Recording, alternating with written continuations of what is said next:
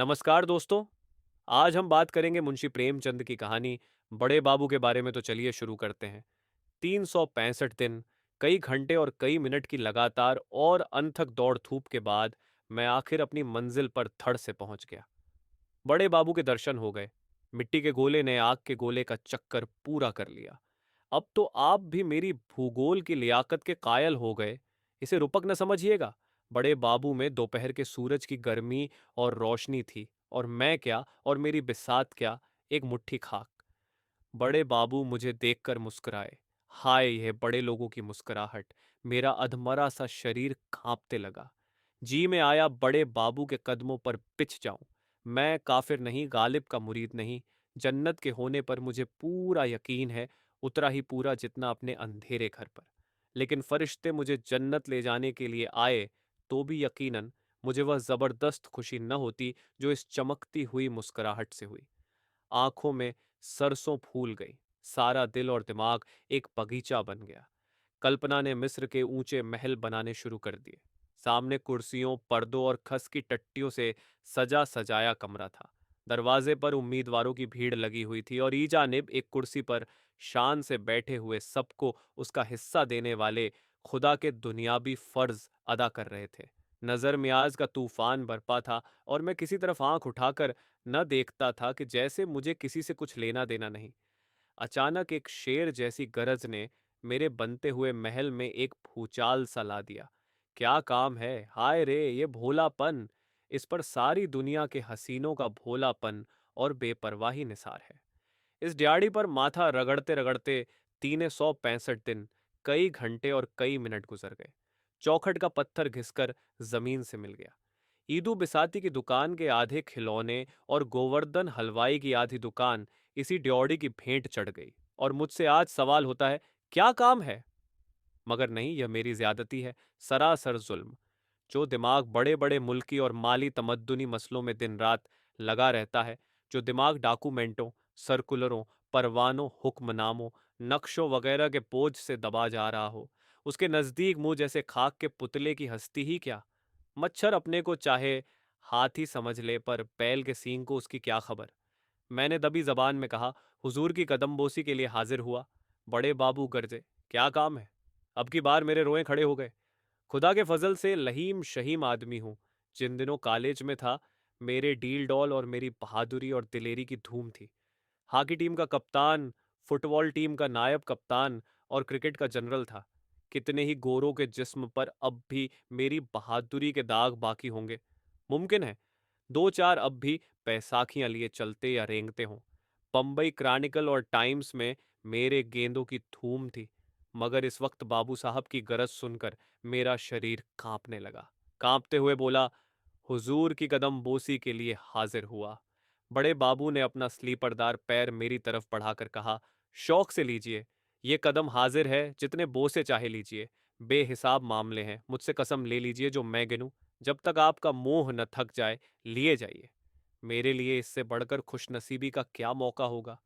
औरों को जो बात बड़े जप तप, बड़े संयम व्रत से मिलती है, वह मुझे बैठे बिठाए बगैर हड़ फिटकरी लगाए हासिल हो गई। वल्लाह, हूं मैं भी खुशनसीब। आप अपने दोस्त अहबाब, आत्मीय स्वजन जो हों, उन सबको लाएं तो और भी अच्छा। मेरे यहाँ सबको छूट है। हंसी के पर्दे में ये जो जुल्म बड़े बाबू कर रहे थे, उस पर शायद अपने दिल में उनको नाज हो। इस मनहूस तकदीर का बुरा हो, जो इस दरवाजे का भिखारी बनाए हुए है। जी में तो आया कि हजरत के बढ़े हुए पैर को खींच लूं और आपको जिंदगी भर के लिए सबक दे दूं कि बदनसीबों से दिल लगी करने का यह मजा है। मगर बदनसीबी अगर दिल पर जब्र न कराए, जिल्लत का एहसास न पैदा करे, तो वह बदनसीबी क्यों कहलाए? मैं भी एक जमाने में इसी तरह लोगों को तकलीफ पहुंचाकर हंसता था। उस वक्त इन बड़े बाबुओं की मेरी निगाह में कोई हस्ती न थी। कितने ही बड़े बाबुओं को रुलाकर छोड़ दिया। कोई ऐसा प्रोफेसर न था जिसका चेहरा मेरी सूरत देखते ही पीला न पड़ जाता हो। हजार हजार रुपया पाने वाले प्रोफेसरों की मुझसे कोर दबकी थी। ऐसे क्लर्कों को मैं समझता ही क्या था। लेकिन अब वह जमाना कहाँ। दिल में पछताया कि नाहक कदम बोसी का लफ्ज जबान पर लाया, मगर अपनी बात कहना जरूरी था। मैं पक्का इरादा करके अइया था कि उस ड्योढ़ी से आज कुछ लेकर ही उठूंगा। मेरे धीरज और बड़े बाबू के इस तरह जानबूझकर अनजान बनने में रस्साकशी थी। दबी जबान से बोला, हुजूर, ग्रेजुएट हूं। शुक्र है, हजार शुक्र है। बड़े बाबू हंसे, जैसे हांडी उबल पड़ी हो। वह गरज और वह करख्त आवाज न थी। मेरा माथा रगड़ना आखिर कहाँ तक असर न करता। शायद असर को मेरी दुआ से दुश्मनी नहीं। मेरे कान बड़ी बेकरारी से वे लफ्ज सुनने के लिए बेचैन हो रहे थे जिनसे मेरी रूह को खुशी होगी। मगर आह, जितनी मायूसी इन कानों को हुई है उतनी शायद पहाड़ खोदने वाले फरहाद को भी ना हुई होगी। वह मुस्कुराहट न थी, मेरी तकदीर की हंसी थी। हुजूर ने फरमाया, बड़ी खुशी की बात है, मुल्क और कौम के लिए इससे ज्यादा खुशी की बात और क्या हो सकती है। मेरी दिली तमन्ना है, मुल्क का हर एक नौजवान ग्रेजुएट हो जाए। ये ग्रेजुएट जिंदगी के जिस मैदान में जाए उस मैदान को तरक्की ही देगा। मुल्की, माली, तमद्दुनी, मजहबी गरज की हर एक किस्म की तहरीक का जन्म और तरक्की ग्रेजुएटों ही पर मुनहसर है। अगर मुल्क में ग्रेजुएटों का यह अफसोसनाक अकाल न होता तो असहयोग की तहरीक क्यों इतनी जल्दी मुर्दा हो जाती? क्यों बने हुए रंगे सियार? दोस्तों, माफ कीजिएगा अगर मैं आपको वीडियो के बीच में रोक रहा हूं, लेकिन एक छोटी सी बात शेयर करनी थी। हमारे आंकड़े बताते हैं कि 98% से भी ज्यादा लोग हमारे वीडियो देखते हैं, लेकिन सब्सक्राइब नहीं करते। देखिए, आपका सब्सक्राइब करना सिर्फ एक नंबर नहीं है। ये हमें और भी ज्यादा मोटिवेट करता है कि हम और अच्छा कंटेंट बनाएं और आपके साथ शेयर करें। हर एक सब्सक्राइबर से हमें नई एनर्जी मिलती है और आगे बढ़ने का हौसला मिलता है। तो कृपया हमारे चैनल को सब्सक्राइब करें और इस सफर में हमारे साथ बने रहें। तो चलिए फिर से कहानी पर आते हैं। दगाबाज जरपस्त लीडरों को डैकेजनी के ऐसे मौके मिलते, तबलीग क्यों मुबल्लिगे अलैहिस्सलाम की इल्लत बनती। ग्रेजुएट में सच और झूठ की परख, निगाह का फैलाव और जांचने तोलने की काबिलियत होना जरूरी बात है।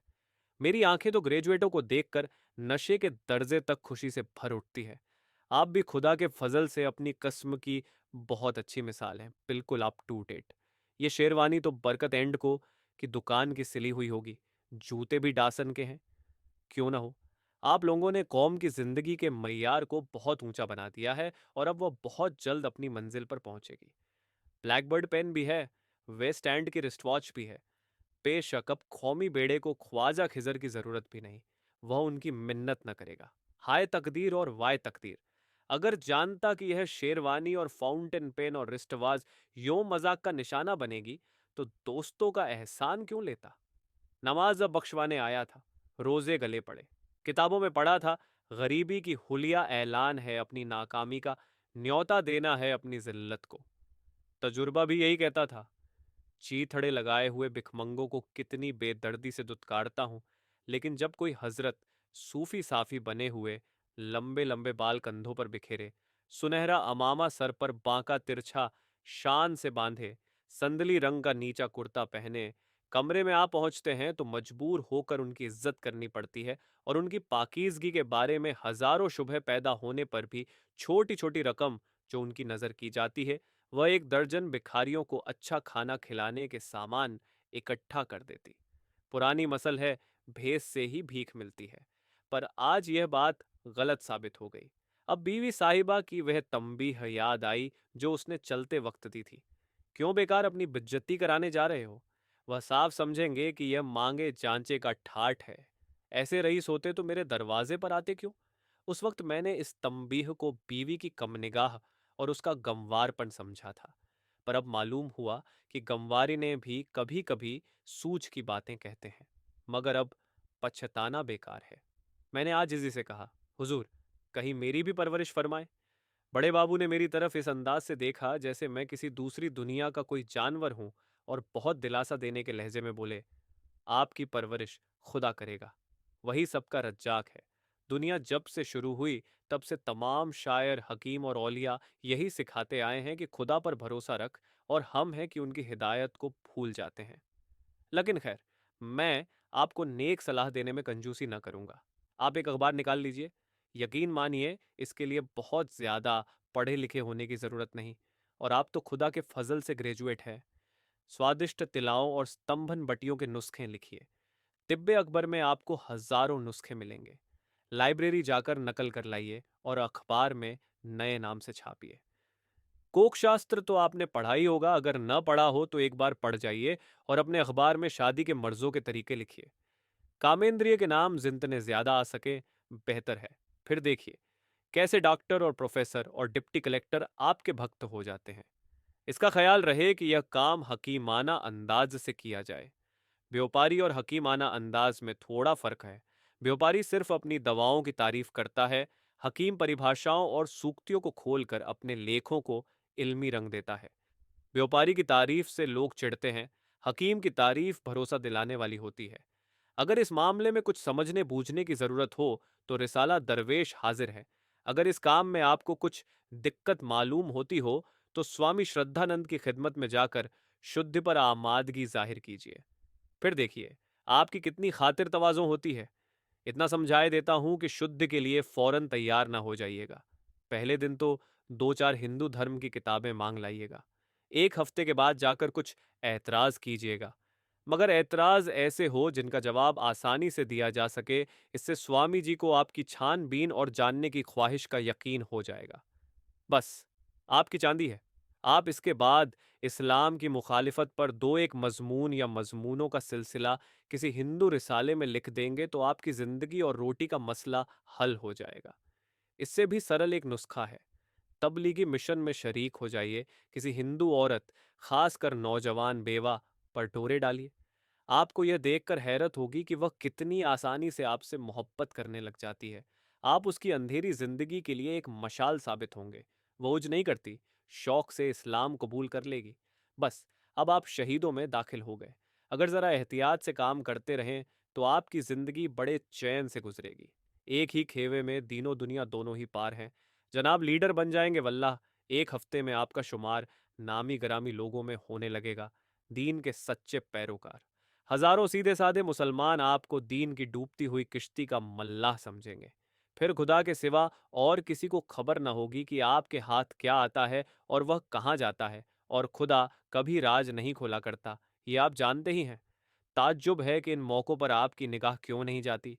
मैं तो बुढ़ा हो गया और अब कोई नया काम नहीं सीख सकता, वरना इस वक्त लीडरों का लीडर होता।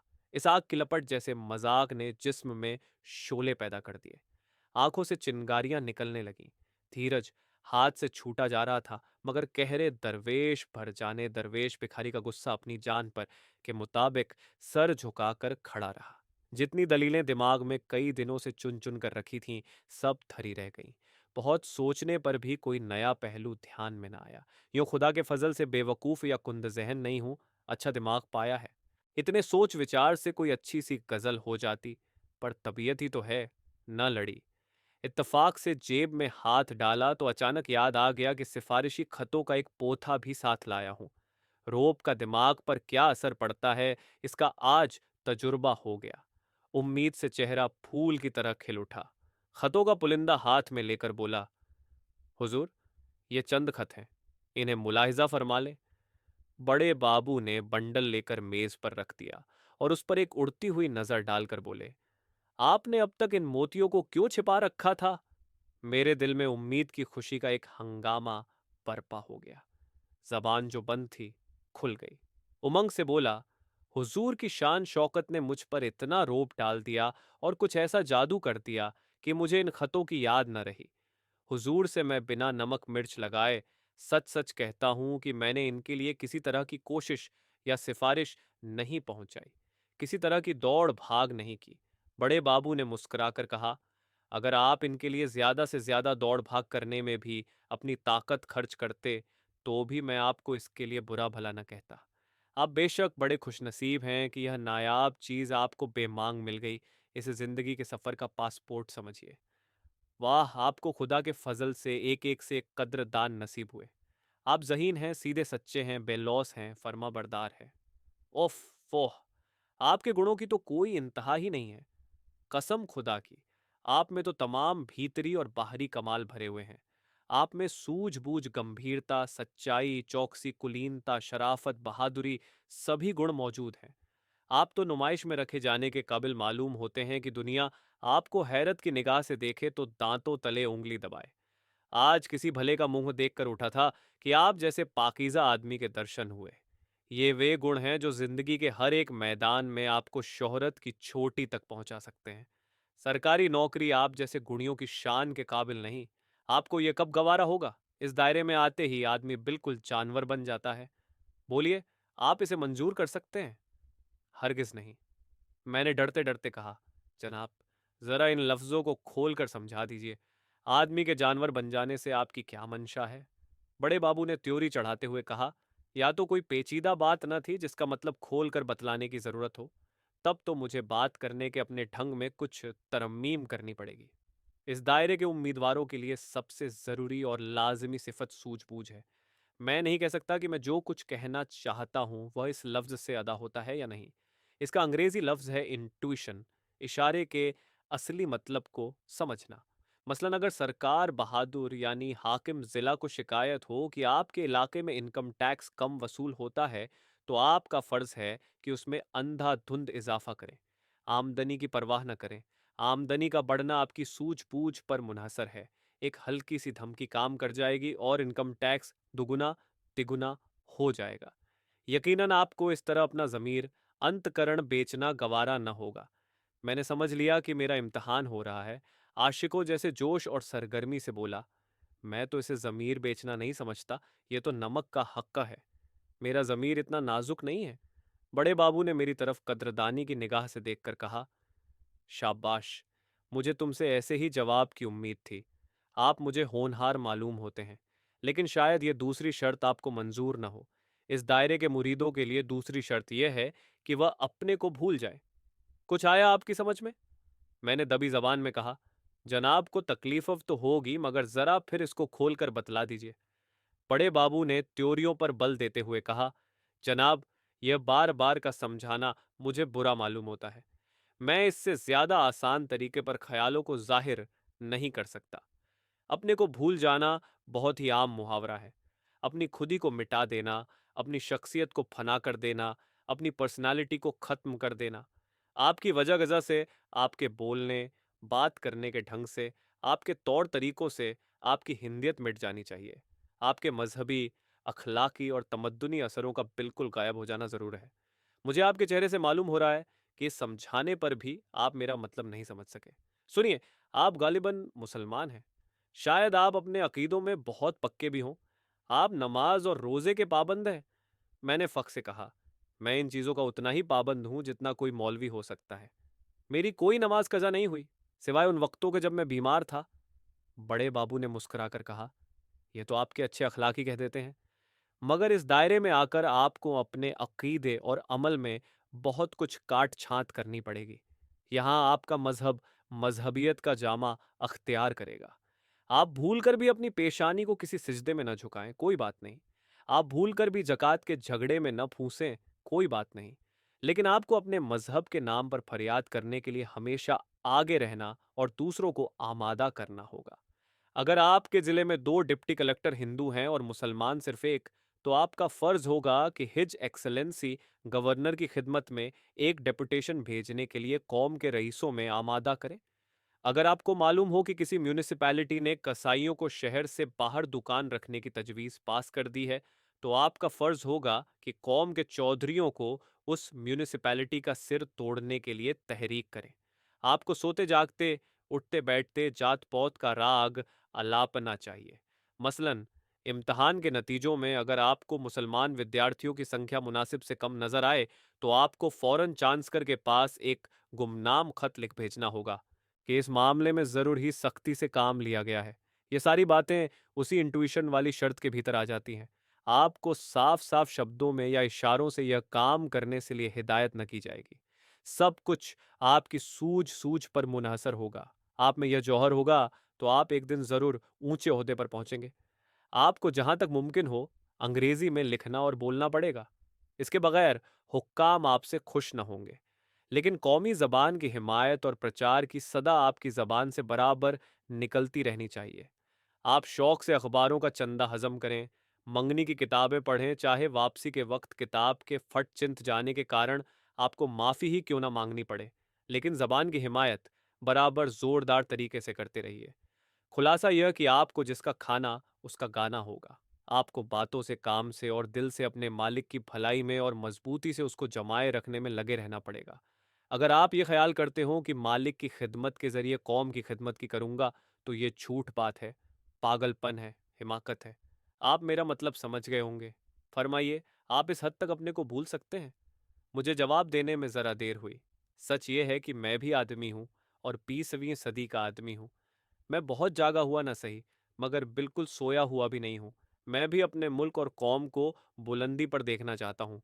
मैंने तारीख पढ़ी है और उससे इसी नतीजे पर पहुंचा हूं कि मजहब दुनिया में सिर्फ एक है, और उसका नाम है दर्द। मजहब की मौजूदा सूरत धड़ेबंदी के सिवाय और कोई हैसियत नहीं रखती। खतने या छोटी से कोई बदल नहीं जाता। पूजा के लिए कलिसा, मस्जिद, मंदिर की मैं बिल्कुल ज़रूरत नहीं समझता। हाँ, ये मानता हूँ कि घमंड और खुदगर्जी को दबाए रखने के लिए कुछ करना ज़रूरी है। इसलिए नहीं कि उससे मुझे जन्नत मिलेगी या मेरी मुक्ति होगी, बल्कि सिर्फ इसलिए कि मुझे दूसरों के हक छीनने से नफरत होगी। मुझ में खुदी का खासा जुज मौजूद है। यूं अपनी खुशी से कहिए तो आपकी जूतियों सीधी करूं, लेकिन हुकूमत की बर्दाश्त नहीं। महकूम बनना शर्मनाक समझता हूं। किसी गरीब को जुल्म का शिकार होते देखकर मेरे खून में गर्मी पैदा हो जाती है। किसी से दबकर रहने से मर जाना बेहतर समझता हूं, लेकिन ख्याल हालतों पर तो फतह नहीं पा सकता। रोजी फिक्र तो सबसे बड़ी। इतने दिनों के बाद बड़े बाबू की निगाहें क्रम को अपनी ओर मुड़ता देखकर मैं इसके सिवा कि अपना सिर झुका दूं, दूसरा कर ही क्या सकता था। बोला, जनाब, मेरी तरफ से भरोसा रखें। मालिक की खिदमत में अपनी तरफ से कुछ उठा न रखूंगा। गैरत को फना कर देना होगा। मंजूर। शराफत के जज्बों को उठाकर ताक पर रख देना होगा। मंजूर। मुखबिरी करनी पड़ेगी। मंजूर। तो बिस्मिल्लाह, कल से आपका नाम उम्मीदवारों की फहरिस्त में लिख दिया जाएगा। मैंने सोचा था कल से कोई जगह मिल जाएगी। इतनी जिल्लत कबूल करने के बाद रोजी की फेक से तो आज़ाद हो जाऊंगा। अब यह हकीकत खुली। बरबस मुंह से निकला, और जगह कब तक मिलेगी? बड़े बाबू हंसे, वही दिल दुखाने वाली हंसी जिसमें तौहीन का पहलू खास था। जनाब, मैं कोई ज्योतिषी नहीं, कोई फकीर दरवेश नहीं। बेहतर है इस सवाल का जवाब आप किसी औलिया से पूछें। दस्तरखान बिछा देना मेरा काम है। खाना आएगा और वह आपके हलक में जाएगा। ये पेशीन गोई मैं नहीं कर सकता। मैंने मायूसी के साथ कहा, मैं तो इससे बड़ी इनायत का मुंतजिर था। बड़े बाबू कुर्सी से उठकर बोले, कसम खुदा की, आप परले दर्जे के कूड़मग्ज आदमी हैं। आपके दिमाग में भूसा भरा है। दस्तरखान का आ जाना आप कोई छोटी बात समझते हैं? इंतजार का मजा आपकी निगाह में कोई चीज ही नहीं। हालांकि इंतजार में इंसान उम्रें गुजार सकता है। अमलों से आपका परिचय हो जाएगा। मामले बिठाने, सौदे पटाने के सुनहरे मौके हाथ आएंगे। हुक्काम के लड़के पढ़ाइए। अगर गंडे तावीज़ का फन सीख लीजिए तो आपके हक में बहुत मुफीद हो। कुछ हकीमी भी सीख लीजिए। अच्छे होशियार सुनारों से दोस्ती पैदा कीजिए, क्योंकि आपको उनसे अक्सर काम पड़ेगा। हुक्काम की औरतें आप ही के मार्फत अपनी ज़रूरतें पूरी कराएंगी। मगर इन सब लटकों से ज़्यादा कारगर एक और लटका है।